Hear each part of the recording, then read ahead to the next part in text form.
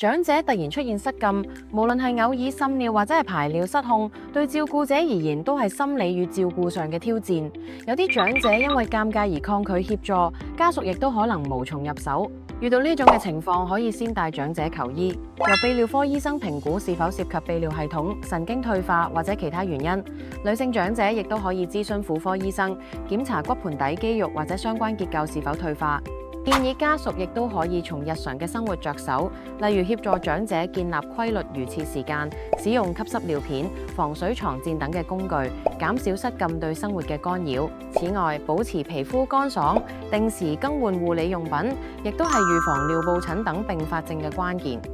如家屬感到應付困難，Care Club 萬恩提供專業上門護理同埋外傭服務，有效提升長者生活質素，減輕家人照顧壓力。